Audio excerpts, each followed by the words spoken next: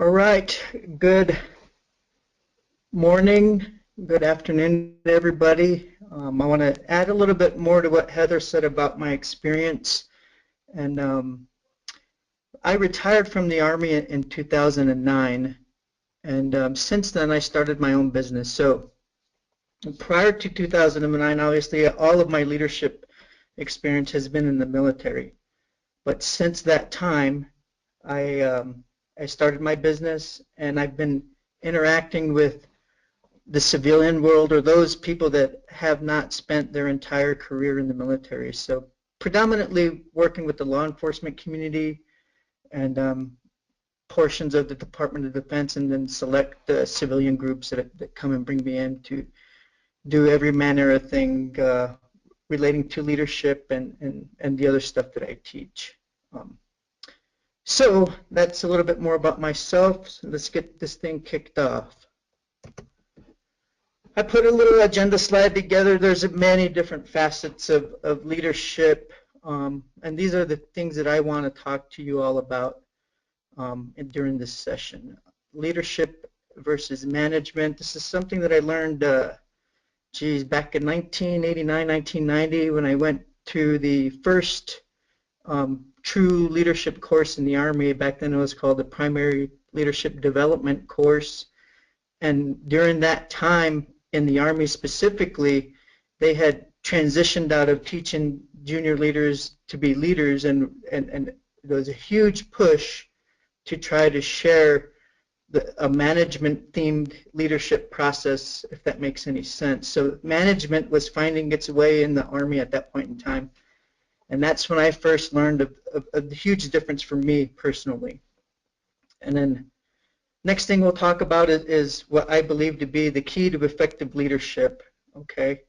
And then finally, how and why to focus on your people, which I think is one of the most important things that leaders do, okay? Before we jump into all that madness, I want to pose a couple of questions to all the listeners out there. First one is, why do you want to be a leader? So if you're already in a leadership position, ask yourself, why am I a leader? Okay, and for those of you that are in a junior level, or you don't view your position that you're in currently as a leadership position, ask yourself, why would I want to become a leader? And we're going to address this at the end of the presentation, and it'll become clear to everybody at that point in time why I pose this question. The second question is, how has a current or past leader failed you? And I want you to specifically think about that experience and how it made you feel. Okay, so during this presentation, think about those two questions on and off while you're simultaneously trying to listen to me. And we're going to take a look at these at the end of the presentation. Okay. Leadership and management. Okay. Leaders can lead in one of two major or significant ways. Okay, the first way is through fear. I have a pretty odd ability to remember insignificant facts or quotes from movies or something like that. And for those of you that have seen the movie Office Space, it's kind of like what Peter Gibbons says in the movie when he's talking with the Bobs, for those of you that have seen the movie Office Space. And when he talks with the Bobs, he says something like this. He says, Bobs, it's a matter of motivation. Is if I work harder and Initech ships a couple extra units, what do I get out of it? I get nothing. And he says, in an environment like that, and I'm paraphrasing, an environment like that makes people work just hard enough to where they don't lose their job. Okay? The bottom line is, people who lead without true leadership ability or a true leadership process, your people will do the bare minimum with less or no passion at all. Okay? Key to remember that. Another way that you can lead is through mutual trust and respect. Okay? The bottom line is people will follow you with heart and they will not want to disappoint you. Okay, this was critical. I learned this initially when I was in the 2nd Ranger Battalion in the early 90s, and it really slapped me in the face when I went to the Special Mission Unit. Everybody in the organization followed with heart. They wanted to be there. We didn't want to disappoint each other, and that was a direct reflection of the leadership above us. The bottom line is we trusted those above us. And out of that trust, we grew to respect one another across the board, up and down and horizontally amongst our peers. Okay? It's the biggest difference between the manager and the leader. Let's talk a little bit about management. The biggest difference in my experience between a manager and a leader is that managers view their position as a job. Okay? And when we do that, we find that most of our processes and our thinking and how we're going to solve problems and make decisions is we typically will think about ourselves first. You know, if I make this wrong decision, I'm going to lose my job, or it'll affect me negatively in my position. Okay? So we look at ourselves first. So if you are in a position and you view your position as a job and not a position of servitude where you're serving those around you and you're serving your organization, you're going to make self-centered decisions. You must focus on your people. Okay, managers are result-oriented, not necessarily people-oriented. So they look at the process, try to make the process work, and then don't necessarily focus on the people around them, above them, and below them. Okay? Leadership. Leaders create and maintain a working environment based on trust. Okay? People must obey those above them. If you're a manager, your people will obey you. But that doesn't necessarily mean that they trust and more importantly, respect you. Okay? The key here is that as a leader is once you've gained that trust and confidence and mutual respect amongst not just your subordinates, but your peers and your leaders, you have to fight to keep it. Okay? How do we do this? What I did as a leader was I never mortgaged my integrity for anything. Okay? Whenever I made decisions, I thought about my people, I thought about my organization, and this will set you on the path so that you don't lose the trust that you created and earned amongst your people. Okay? Very important. So, if we find ourselves or we view ourselves as a manager and we want to build trust, here are some ways that I've learned over the years in the military and interacting with people during my courses, leadership courses and other tactical courses. And I've learned from those people in their jobs and how to build trust. Okay. The biggest thing is your subordinates want to know that you will support them. Okay. And we can do this in many, many different ways. If you're in the law enforcement community and your subordinate approaches you with something that he or she would like to do to better him or herself, support them as best you can. Be honest with them. If you say, no, we can't do it, give them a reason. This allows them to see the person that you are and allows them to see the reasoning behind your decision. Okay? That's just sharing of information. They also want to know that you as their leader have their backs, and you're not going to throw them under the bus. So once we go down the leader, not necessarily a manager, and we understand those differences, it's going to be harder and harder for you to throw your guys under the bus, because now we're thinking of them and not ourselves. That's the difference. So if you're a manager, you're preserving your own position within the organization. You don't want to look bad around your people. But as a leader, if you're going down that path, you're going to make decisions in support of them and the organization and not yourself. Okay? Don't throw your people under the bus. Don't be a self-serving manager. Okay? But when I was a kid growing up, Bruce Lee was the man. He's gone now, but he still is. Know yourself, know your people, know your position. The reality of leadership is it's an interaction with people in many, many different ways. Okay, thought process as a leader, you're thinking about your people. You're communicating with your people. You have to interact with your people, those below you, around you, and above you. That's what leadership is. Okay, dealing with people. All the decisions that you make should be about your people.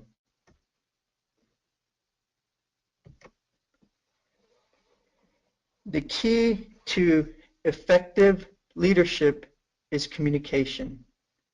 Communication, communication, communication. Okay, can't say it enough. Here are some examples of different forms of communication. Face-to-face, digital, which is big nowadays, briefing memos.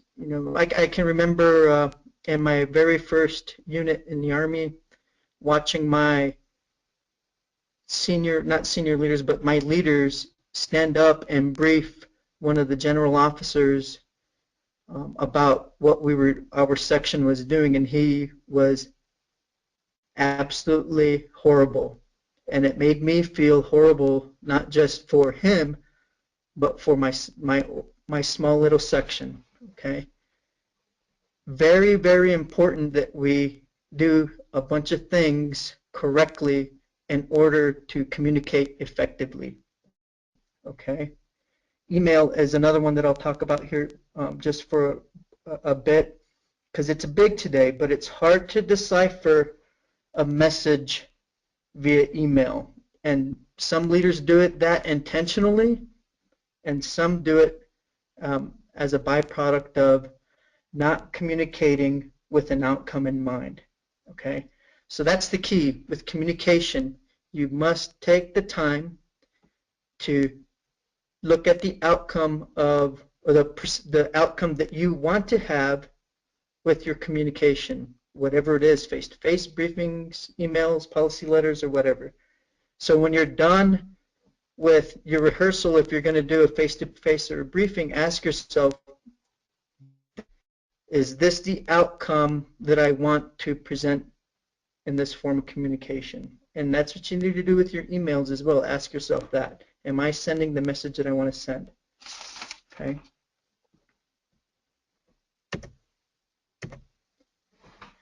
Bottom line, all communication that we use is used to provide guidance. Okay. And for those of us or those of you in leadership positions right now, being decisive can be critical to your position. Okay, and it is considered, a great leader trait to be decisive.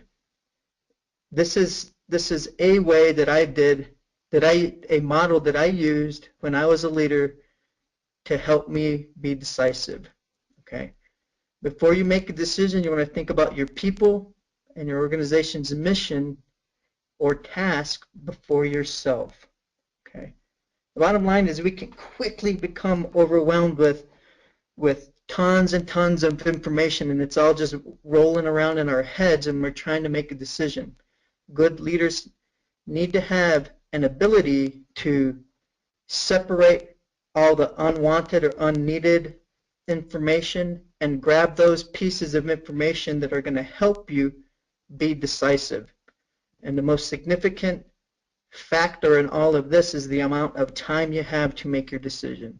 Okay, obviously bombarded with a pile of information and you have 30 seconds to make a decision, that's going to be very difficult. But if you have time, review the information that you have, prioritize it, think about your people and your mission or your section's task or whatever that is, and make a decision. Okay, it's been my experience that leaders that wait for the golden nugget of information and fail to make a decision are worse than those leaders that make a wrong decision.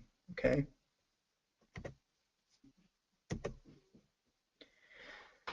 Talk about a little bit more about communication. And in the military, on the officer side, the commanders use a letter or a document that's known as the commander's guidance.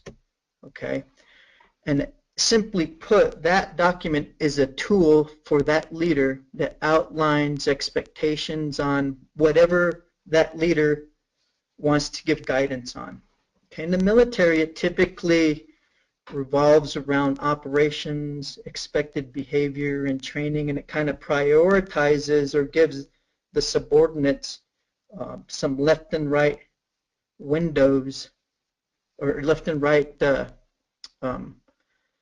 limits on where they can go with regards to, as an example, training.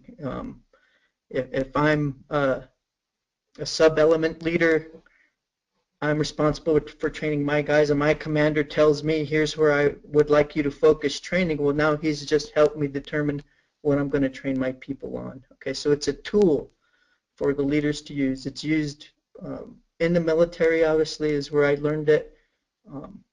And I think it's a tool that those people outside of the military can use and should use, okay, at all levels, especially if you're in charge of more than just a couple of people.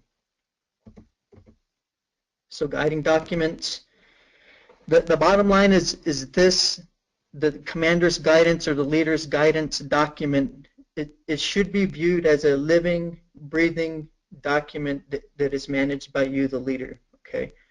It's got to be reviewed and changed periodically for relevance in order for it to be current, okay? It should not be one of the policy letters that's posted up on the board, and everybody looks at it initially when you first come on board, and then 10 months later it's still stuck up there or hidden away in some folder, and no one remembers what it says. Okay, we've all seen that.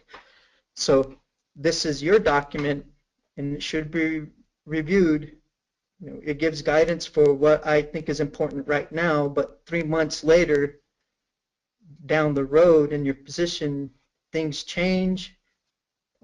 The situation that perhaps the entire situation surrounding a certain event where you actually wrote the document about has changed. So the bottom line is you got to review it, change it, and then push it back out there again to give guidance to your subordinates.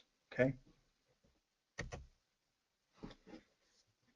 With all this stuff that I'm talking about, there's always challenges in our world as being leaders. Okay. One of them, and these are just a couple or a few examples that I have, is sour or toxic organization culture.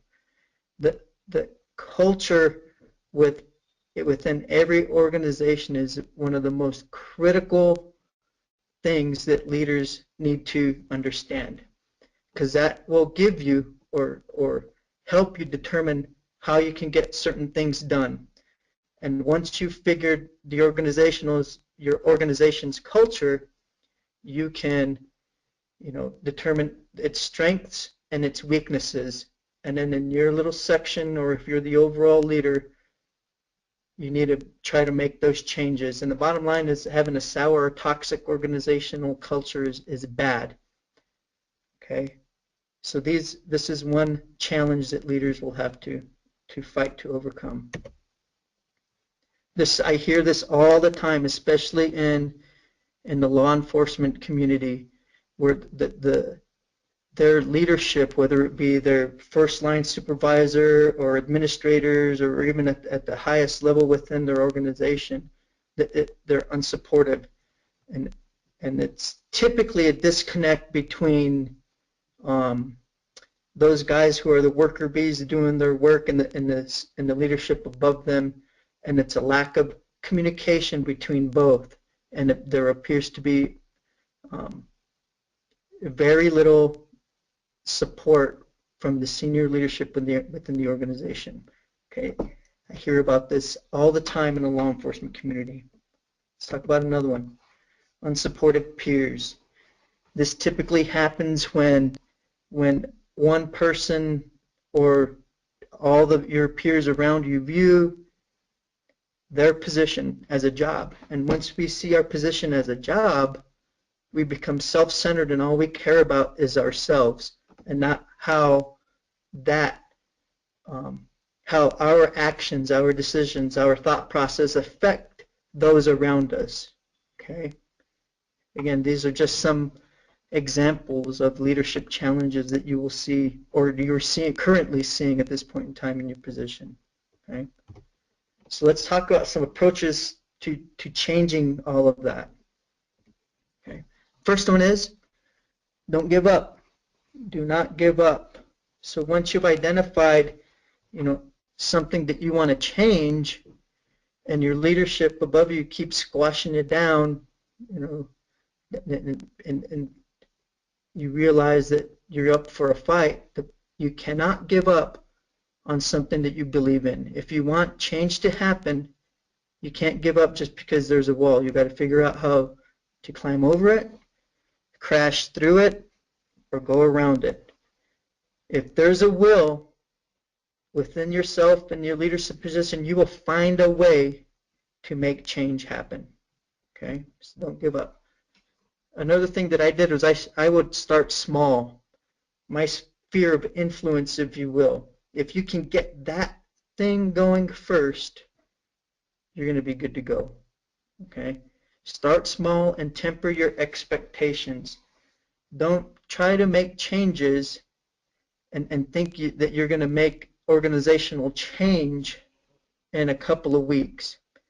We're talking, this is a long, drawn-out process because you've got to make changes not within, policy or whatever that needs to happen, but within each individual and leadership position above you and around you. Okay. The last thing you want is for you to want to change the world and everybody thinks and views their position now that you're calling them out and saying that we've been failing to this point in time. You might be right, but that might not be the right way to send that message. Okay, so start small and be smart when you do it. Okay. Start with yourself first. Okay, don't talk about making change within the organization when you yourself hasn't started the process yet. Okay, so where does positive change start? You got to look in the mirror and make that happen to yourself first. Critical to understand. Okay.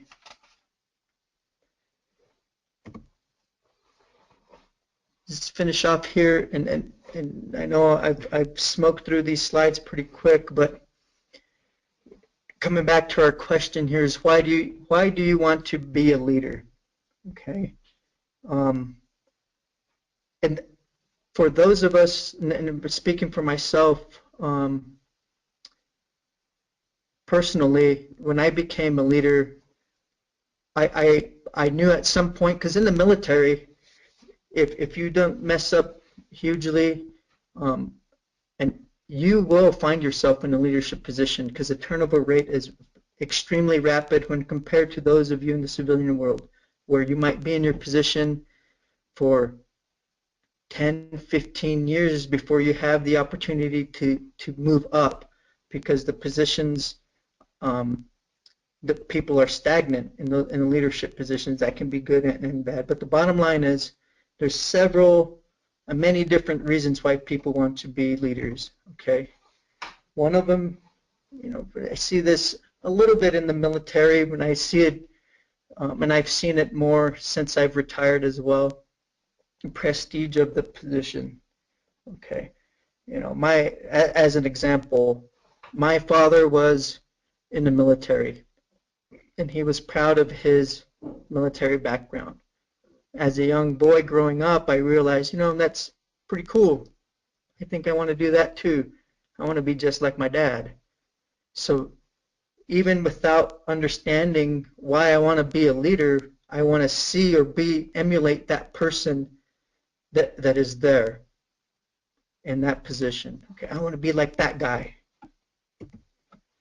Last man standing. We see this a lot in the military where someone moves up, moves out, gets in trouble, whatever have you, and the next thing you know, you're the last person waiting to go into that job, last man standing, and before you even know or can say yes or no, you find yourself assuming a leadership position.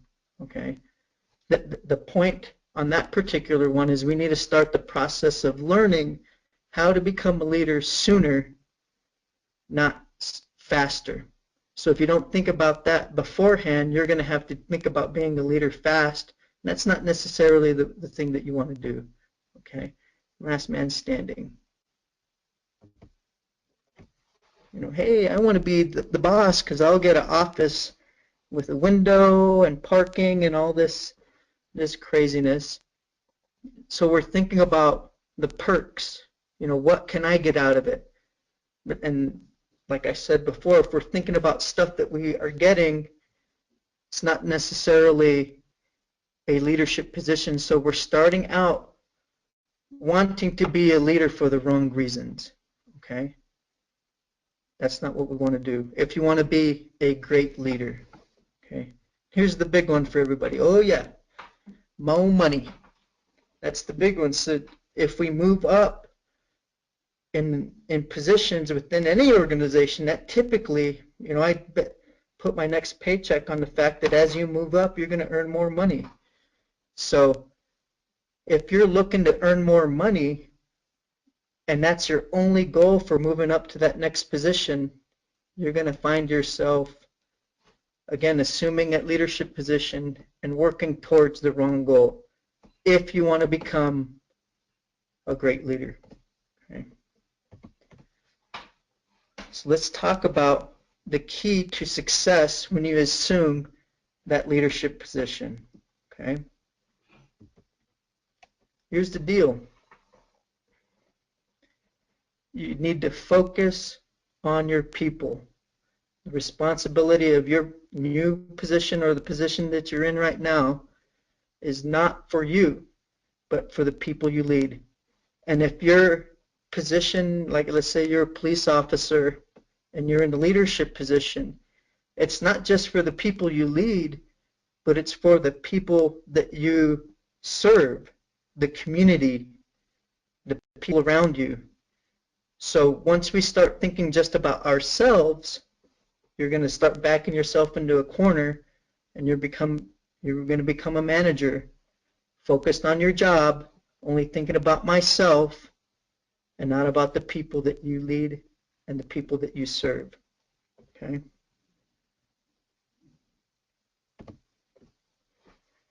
The best leaders care about everything and everybody before themselves.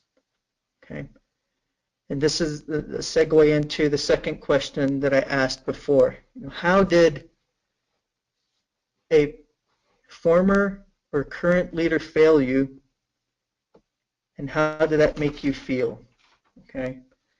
What I want you to do is think about how that failure made you feel. Okay? When I do my leadership seminars and my tactical leader courses and anything that I do leadership-wise, I pose that question to everyone that has attended my leadership courses. And the vast majority of my answers, because I'll collect them all and I'll read through them all, and the vast majority of people say that the number one failure is a violation of trust. And that's because their leaders think about themselves before they think about their people, their organization's mission, their task, whatever it may be. They think about themselves first, and they throw their people under a bus. Violation of trust is the number one reason. And what I want you to do is remember how you felt when your leader did that to you, how he or she failed you. Remember how that felt, and don't make your people feel that way. And you'll start going down the path of being a great leader. Okay? The bottom line, all this works best when you have the right people around you, and your people and yourself are working under the proper culture within the organization. Okay? It's like what former President Ronald Reagan once said, and I'm paraphrasing, I don't have the quote right in front of me. He said, you want to surround yourself with the best people possible, give appropriate guidance to those people, and don't bother them unless they're violating the guidance that you set for them. Okay? Leadership is all about people around you, below you, and above you. And how we manage that process ourselves is up to you. So if you want to be the best leader possible, focus on your people, not yourself. The idea behind this is you want to empower your subordinates to make you successful. Once your subordinates feel empowered, and simply put, once they feel that you trust them, they will make you successful. I've seen it. Okay? And change, if it's flip-flopped within your organization right now where your people can't do anything without asking permission, you have some work ahead of you. That's the bottom line. Okay, but you can do it. Start small, be focused and smart before you make your change. Okay, it's not going to be overnight, so don't quit. But try to empower your subordinates to make you successful.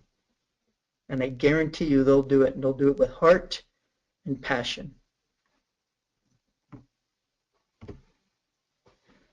All right. I know it's pretty fast, but I'm a firm believer on the 10-minute rule.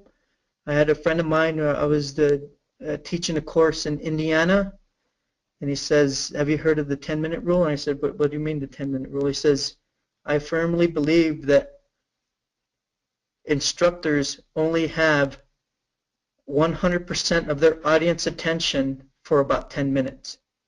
And then it keeps dropping time thereafter. So what I want to do is open it up for questions at this point in time. And Heather, you can come back on if there's any questions for me. Absolutely. Thank you so much, Rob, for sharing your experiences and your perspectives on leadership.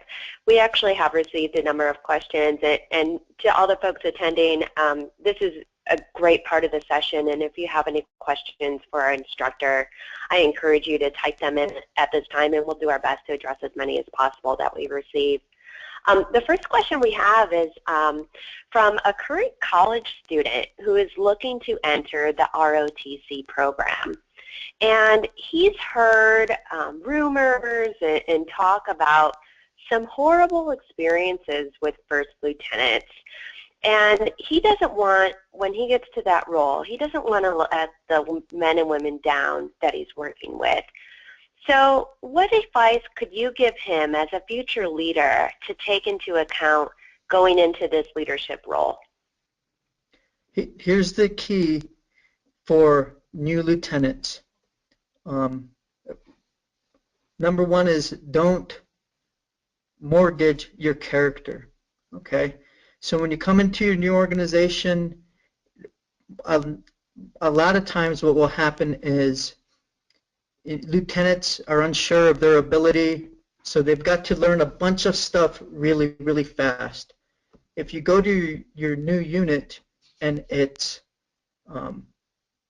not a very disciplined unit, as an example, and you start basically following the path of the organization, and they're not very disciplined, you can find yourself in trouble pretty quick. The bottom line is be yourself. You know what right is, and don't do things that don't mesh with your core characters and what your code as becoming an officer gives you. Okay. Now, I know the deal, and I've heard all the horror stories. I can't say that I've seen it, all the horror stories out there, but the bottom line is be yourself, be focused, be willing to learn, and try to be decisive. You'll be partnered up with the senior non-commissioned officer, and to be quite honest with you, sometimes those senior non-commissioned officer can be not great leaders, but there are some absolutely phenomenal non-commissioned officers out there that you can be partnered with, okay? And it's pure chance at that point. So be yourself. You know what right is. Remember the oath that you took as an officer, and then that'll set you on the correct path. Great. Thank you so much for sharing your perspective on that and your experiences firsthand. The next question we have is about identifying and hiring the right folks. And the question specifically is, how do you go about hiring a good leader when time with applicants is typically so short? You know, that's one of the biggest issues that I've seen since retiring from the Army. The hiring process or in the civilian world can be difficult. And it's going to be different for every organization because it is short. Here's one thing that I think all organizations should do. That the measuring stick outside of the military is typically, there's several things. One is education. You got to have a degree at some point. Not necessarily critical in the military, so that's a huge difference. The next thing is skills. So when we hire people, we look at, oh, did he go to this college or that college? The next thing is he trained on this or can she do that? So we're looking at ability, you know, and that's the measuring stick. In my former unit, they didn't look at any of that. They looked at character. They looked at integrity. They looked at self-discipline. Because you can train anybody to do anything if you have the time to do it. So that's what I would say. And here's a way that you can change or, you know, kind of down select people. And I've done this with the SWAT team members, you know, guys, and helping SWAT teams select the right people, because there's certain things you can't teach. You can't teach a good work ethic. You can't teach people to do the right thing. So those are the things you need to look for. Okay. So here's an example. Here's a method that you can use. Is during the process you've down selected to, I don't know, maybe 10, 15 people, and you're going to go to the next step. Maybe you have 5 positions, and obviously there's some stellar potential candidates out there with you know, degrees in some of the best colleges in the world, and then you have whoever else is on the list. Give them a set of questions where they have to answer them that will display their character. As an example, one question, and I'm going to, this will be kind of in the law enforcement community realm, is put them in a position to where they have to make a decision and then defend their position so that you see their core values or their character. As an example, here's one question. If I'm a SWAT team member, I'm brand new to the team, I go on to a job, I execute my job, and I see a team member take a stack of money off of the table in the kitchen and put it in his pocket. What do I do? And there's varying different levels of questions or answers that I can give. Let's go through just a couple of them. One is, well, I'd probably go to the officer first and ask him what he was doing. Or two, I'd go directly to my supervisor and tell him what that officer just did. So form your question, the individuals answer the question, and then bring those individuals individually into an interview process, and then you query them about their question and put them in a position to where they either defend it or they may change their answer. As an example, so now we're in the interview process. I've read the individual's answers to his question. Let's say he said, I'm going to go to my boss and tell him what my fellow officer did. And I'm the interviewer questioning the person that's trying to get the job, and I say, okay, so you say you would go directly to your supervisor. Why wouldn't you go to the individual himself? And you try to switch the situation around him, and so that one, if he changes his answer because you think, or he thinks that he may change his answer because he wants to tell you what you think you want to hear. But the bottom line is, he should defend his position because that's what he truly believes. Okay, and there's many different ways to do that. So don't look necessarily for the paper tiger that's out there. You want to look for the person who has integrity and character. And those are the people that are going to work with passion, self-discipline, and with heart. Great. Thank you so much, Rob. Definitely some excellent examples that you provided our attendees today. Now, the next question we have, it's a little similar to the first one about, I'll just go ahead and read it. And that is, many of your illustrations involve someone already in authority gaining the trust and cooperation of subordinates. What advice do you have for the subordinates who want to gain similar cooperation within the group, but don't really have that superior authority? Okay, so we're trying to gain trust and confidence amongst our peers and confidence with our leaders above us. Is that right, Heather? Did I hear the question correctly? Yes, absolutely. Okay, so here's the deal. If we've all been around people who do the bare minimum, we've all been around people who try to do the right thing all of the time, and everybody creates a perception on those individuals, intentionally or not. We just do. That's human nature. Okay, so here's what you need to do. One, educate yourself. Before you become a leader in a leadership position, try to become the best leader yourself before you get tossed in that position. And once you start doing the right thing all of the time, working hard and interacting professionally with your peers, that's how you'll gain their trust and respect. Okay, willing to do things for the right reason, not for yourself. So think about, how can I help my organization? How can I help the people around me? How can I help do the next task before I think about how I can help myself? And to be honest with you, that's the fastest way to earn their trust and respect, okay, amongst your peers. Great, thank you so much. And along the same lines, sorry, I scrolled down. What tricks of the trade have you used successfully to try and get your superiors or your senior leaders to permit and encourage empowerment among the group? The best thing you can do is educate them, okay?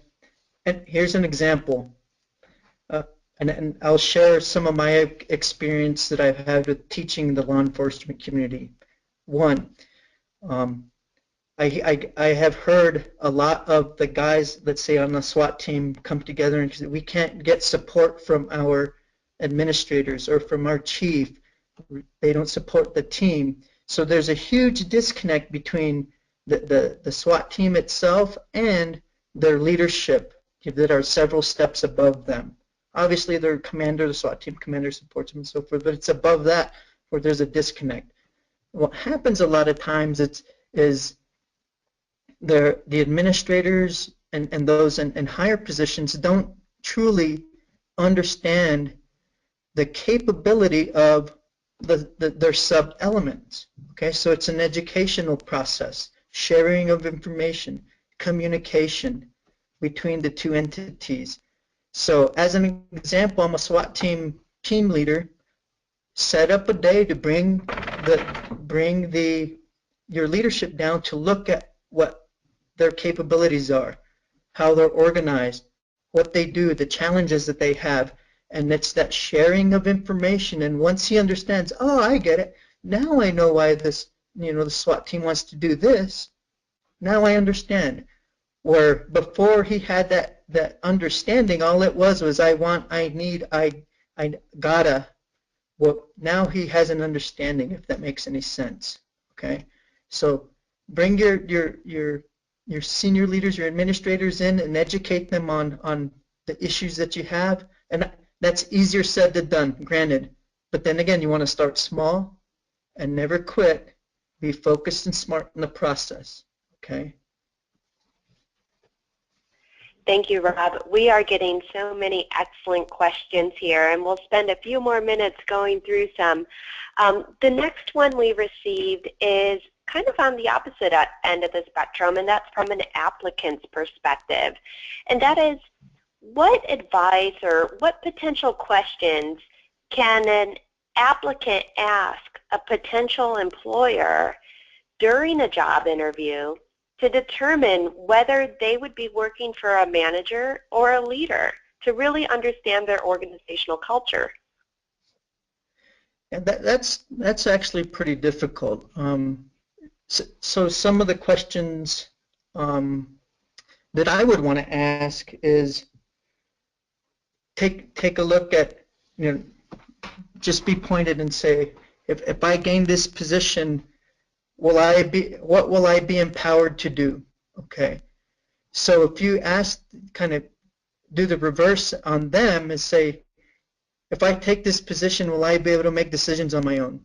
Will I be able to determine my own calendar? And it's all going to be dependent on the job itself. But you need to ask those questions that will determine whether or not you can make decisions or solve problems on your own. And if you have more yes answers than no, then that tells you that the organization is filled with great leaders. Because once you get into a position and you can't do anything, you can't solve problems on your own, you can't make any decisions on your own, you have to go to your boss before you do anything else, well, then that's a manager. You're being managed by somebody. I hope that answered the question. That would be some of the questions that I personally would ask. Okay. Yeah, you're absolutely right. It would be a difficult position as an applicant to kind of really assess the core culture, in terms of freedom and liberties as a new employee. So I think the best thing you could do, like you said, is just kind of gauge the realm of independence you would have. Absolutely.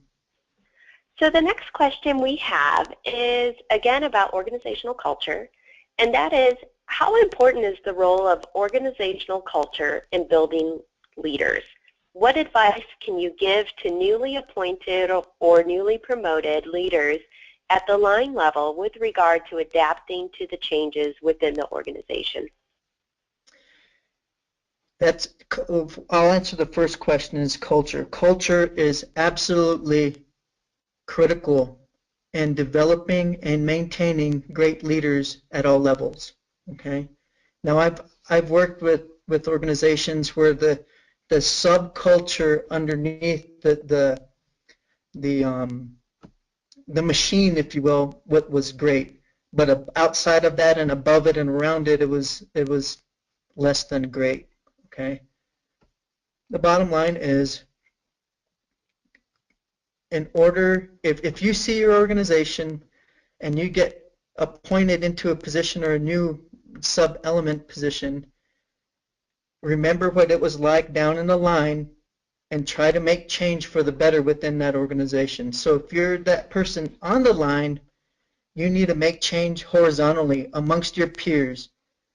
And then once people see the change, they're gonna see it, and they're gonna either adopt it or fight against you. Okay? And once people feel the change in culture, it's contagious. People will become passionate. They're going to want to come to work in the morning. They're going to do the extra thing. So at the line level, change it amongst your peers for the better. And then once you get moved up into that next leader level, maintain that, and those peers amongst you will see you and how you're interacting with those around you, below you, and above you. Okay. So bottom line is focus on the people around you first if you're on the line, and then once you have buy-in from all your peers, you've just set the stage for cultural change. Now, if it's a small organization, it can happen rapidly, but if it's large, it's going to take time. So again, temper your expectations, start small, be focused and smart, and never quit. Great, thank you, Rob. And finally, before we get to the last question we have time for today, I do want to mention to everyone that Rob will be presenting again on February 9th at 1 o'clock, specifically about after-action reviews and the discussion around that. So if you haven't registered already, I encourage everyone to go ahead and register for that event as well. Again, it's February 9th at 1 o'clock. And Rob, finally, the last question we have, and let me know if you need clarity and we could try to get it, and that is, could you please briefly discuss the importance of considering the second and third order effects of your decisions, and also the importance of self-identifying your own leadership style? Okay, second and third order effects. You have to look, 2 and 3 steps into a decision, or not making a decision. By not making a decision will have second and third order effects as well.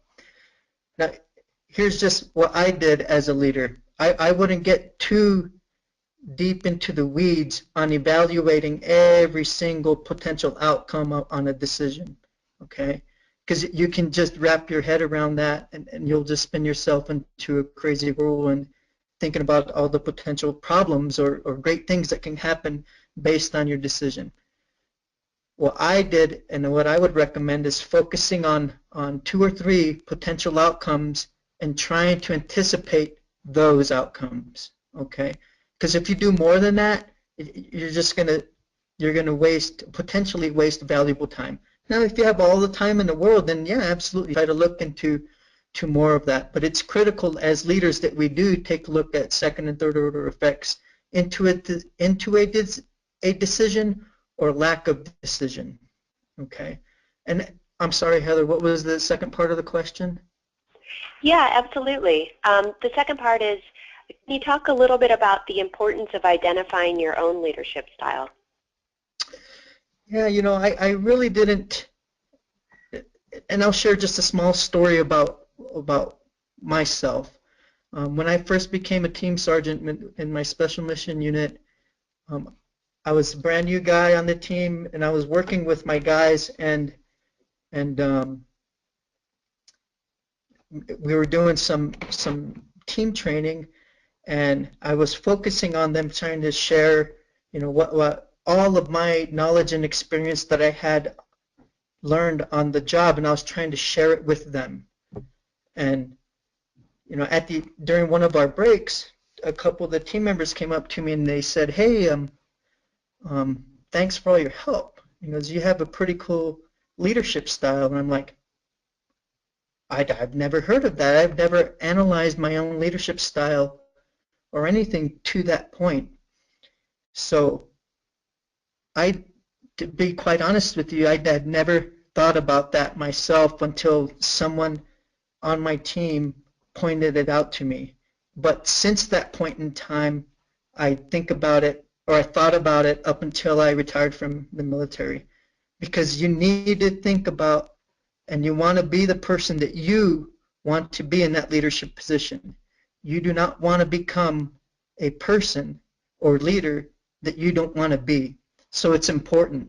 Although I didn't think about it soon enough in my career, I think it's very important that you think about it prior to, what kind of leader do I want to be?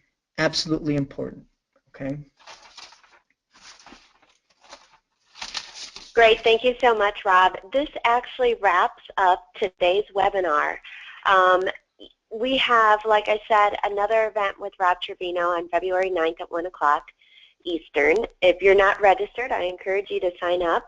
Rob, do you have any closing remarks you'd like to share with our audience before we sign up? I know you just did a substantial amount of talking with both your presentation and the Q&A, but is there anything else you'd like folks to walk away with today? Yeah, just two things. The first one is I'm passionate about leadership, primarily because I know and believe that leaders make a difference. They can make a positive difference or a negative one. That decision is based on the leader himself. Okay? So you can and you will make a difference. That difference is based on you. You have that choice. Okay? And the next thing is just a little plug-in for my book. I've recently self-published a book on leadership. It's available on Amazon, and it's called The Warrior's Path, Lessons in Leadership. And you can check that out. You can go to my Facebook page, Evergreen Mountain, as well. I just want to say thanks to everybody for attending. I truly appreciate it, and I hope you got something out of it today. Great. Thank you so much, Rob. This concludes today's webinar. As you can see, Rob's contact information is here on the screen as well as his book. If you have any questions that we didn't get to today, please feel free to contact him directly, and I'm sure he'd be more than happy to have an offline conversation with you. So with that, I just want to say thanks again for participating, and have a great weekend, everybody. Stay safe. Bye-bye.